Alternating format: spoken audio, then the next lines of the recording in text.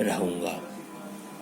आगे कवि कहते हैं कि पुष्प पुष्प से तंद्रालस लालसा खींच लूंगा मैं, अपने नवजीवन का अमृत सहर्ष सींच दूंगा मैं। कवि क्या कह रहे हैं कि पुष्प पुष्प से तंद्रालस, पुष्प पुष्प से तंद्रालस अर्थात कि जो तंद्रालस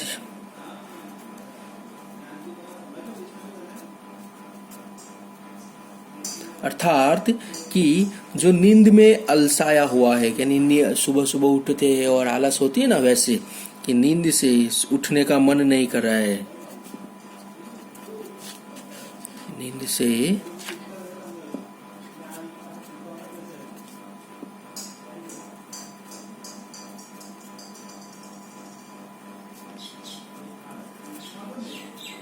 अलसाया हुआ।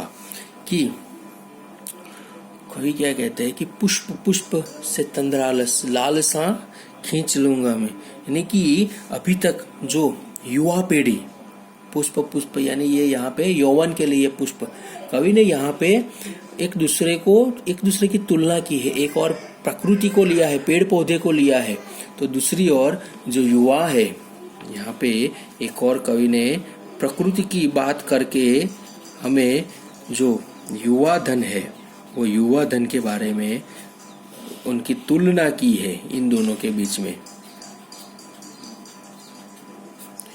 कि प्रकृति का उदाहरण लेके युवाओं को संदेश दिया है।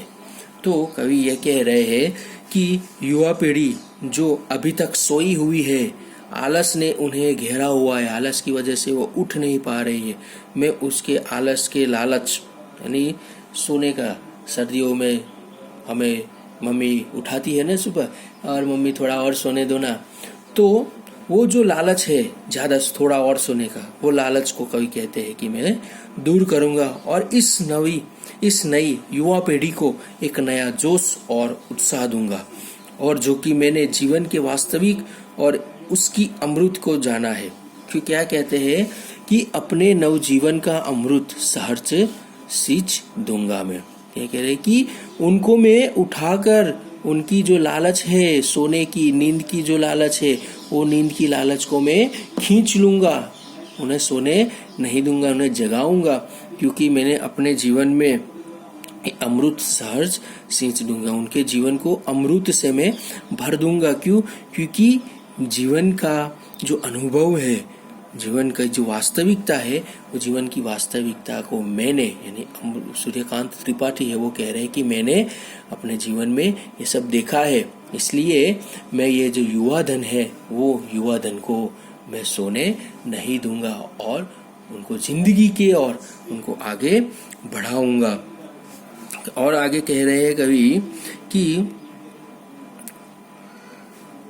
प्रकृति का उदाहरण लेकर कवि उनको प्रेरणा देना चाहते हैं, सही रास्ता दिखाने का बात यहाँ पे कर रहे हैं, और सही रास्ते पर वो चल सके। कहते हैं इस तरह से इस जीवन का कभी अंत नहीं होगा। जहाँ तक मैं चाहता हूँ कि युवा पीढ़ी पूरे उत्साह जोश के साथ जीवन का आनंद ले, और जब तक कवि कह रहे हैं कि जब तक मेरा उद्देश्य समाप्त नहीं होता, तब तक मेरा अंत नहीं होगा।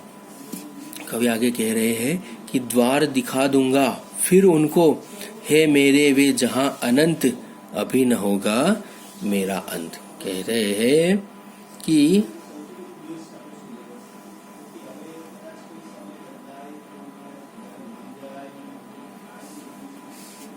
द्वार दिखा दूंगा फिर उनको, मैं उनको उठाकर उनके अंदर अमृत का सिंचन करके, यानी अच्छे गुणों का, अच्छे सोच विचार का उनको समझाकर उनको द्वार दिखा दूंगा फिर उनको। द्वार यानी दरवाजा, द्वार यानी जो है दरवाजा।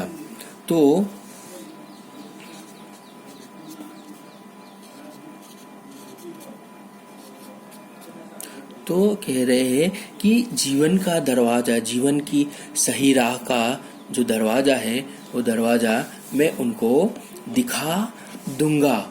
है मेरे वे जहां अनंत, ये जहां अनंत यानी जिसका अंत ना हो। हमने अनेक शब्दों के लिए देखा था ना अनंत, तो वो कि है मेरे वे जहां अनंत, अभी न होगा मेरा अंत। सृष्टि में कहीं पे भी वो होगे, अनंत तक वो बिखरे हुए होगे, मैं हर एक को ये द्वार दिखा दूंगा। जीवन जीने का जो सही राह है, वो जीवन जीने का सही राह में उनको दिखा दूंगा और सही रास्ते पर चल सके, इसलिए मैं उनको उनके जीवन के बारे में संदेश दूंगा। कवि कहते हैं, मैं चाहता हूँ युवा पीढ़ी पूरे उत्साह और जोश के साथ जीवन जीने का आनंद ले, जीवन का आनंद ले। जब तक मैं अपने उद्देश्य में सफल नहीं होता, तब तक मेरा अंत नहीं होगा, ऐसा कवि का मानना है। क्यों? क्योंकि हमने पहले ही बात की है कि कवि जो है एक आशावादी है, अपनी आशा को मरने नहीं दे रहे हैं।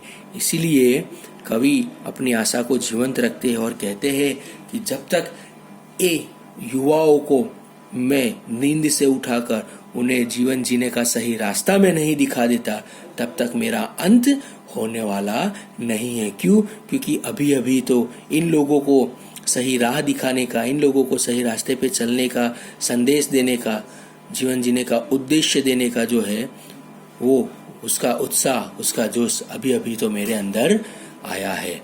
इसीलिए कवि कहते हैं कि मेरा अंत अभी होगा नहीं। तो यही इस कविता के अंदर सूर्यकांत त्रिपाठी निराला जी ने हमें संदेश दिया है कि प्रकृति जो है, पेड़ पौधों में जैसे वसंत आ जाती है और पूरे हरे भरे खिल जाते हैं, उसी प्रकार कवि के जीवन में भी उत्साह, जोश समाया है, आया है, नया जोश आया है कि युवाओं को मैं सही रास्ते पे ले जाऊं। तो इसीलिए कवि युवा धन को सही रास्ते पे जीवन जीने का सही राह बताने की बात इस कविता के अंदर हमें की है। तो आइए हम इसमें जो और भी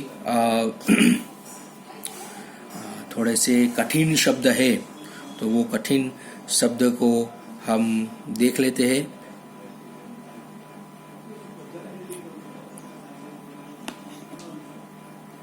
कि यहाँ पे हमने देखा कि जगह एक प्रत्यूष मनोहर, प्रत्यूष यानी सवेरा, प्रत्यूष यानी सवेरा,